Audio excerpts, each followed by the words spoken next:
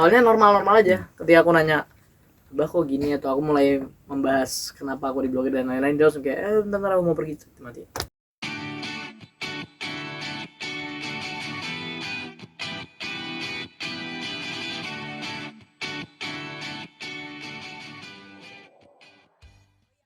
Jadi setelah podcast kemarin keluar, yang viral kemarin, ayahku ngehubungin ibu sambungku sama adik-adikku, dan dia akhirnya transfer duit, walaupun kurang banget, tapi at least ada itikat baiknya. Tapi kenapa harus kayak gini dulu?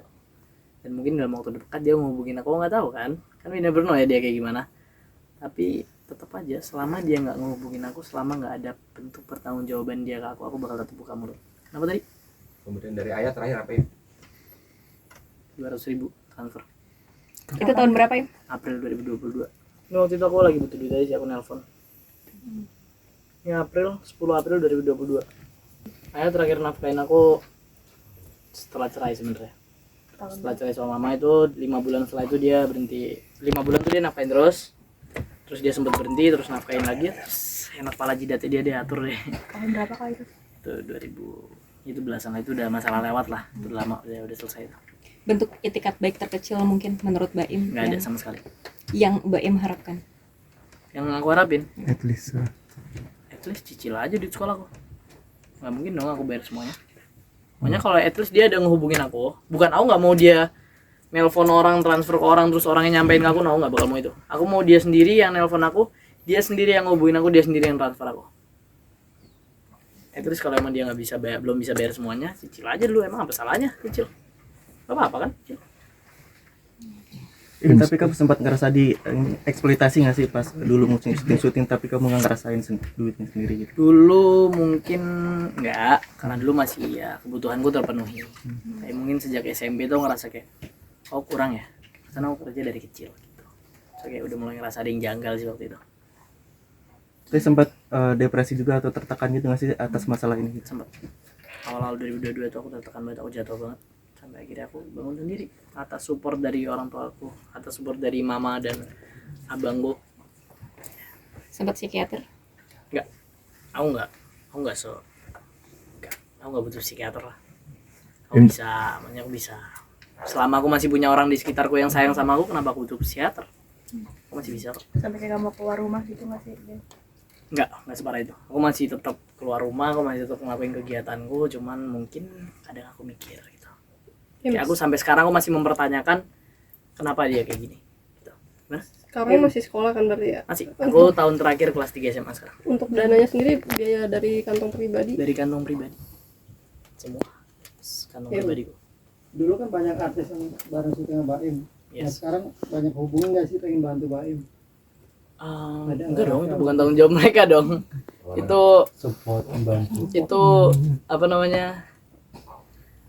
Ya mungkin itu urusanku, itu bukan tanggung jawab mereka. Kalau mereka mau bantu ya aku nggak bisa nerima dong, karena itu tanggung jawab dari orang tua, bukan dari mereka. Jadi buat kalian yang udah care sama aku terima kasih, makasih buat semuanya. Tapi ya ini tanggung jawab orang tua aku, bukan kalian. Berarti udah ada yang menghubungi Baim untuk membantu Baim? Enggak, belum. Terus lanjut. Tapi Baim pernah bertengkar hebat nggak sama? Aku nggak pernah, jujur aku nggak pernah. Komunikasi terakhir apa yang disampaikan? Komunikasi terakhir itu ya aku nggak tahu apa-apa, pulang sekolah udah diblokir. Terakhir aku sempet nelpon itu lebaran. Iya. Sekedar minal aidin ya. Terus minal aidin, ngobrol-ngobrol dikit. Terus aku nanya kayak awalnya normal-normal aja. Ketika aku nanya, "Bah kok gini?" atau aku mulai membahas kenapa aku diblokir dan lain-lain, dia langsung kayak bentar aku mau pergi, mati. Terus aku diblokir, setelah itu blokir lagi. Kan waktu itu pas lebaran itu dia kan ada 2 nomor kan. Aku nelpon nomor satunya dan sekarang udah diblokir dua-duanya. Hebat. Rumah di Malang sendiri terusnya udah dijual apa emang Enggak, dipertahankan? rumah itu punya aku sama abangku, itu masih aku pertahankan. Nanti pengen aku jual sih. Berarti belum pernah ketemu lagi setelah adanya perpisahan sama. Aku sempat ketemu itu Kurban 2023. Korban 2023 itu aku dia sempat datang nyamperin aku di Buncit kan, aku itu Korban. Dia datang cuma sama bosku dikasih daging habis pergi, udah gitu doang. Ada yang disampaikan? Nggak ada. Biasa lah, basa-basi dong.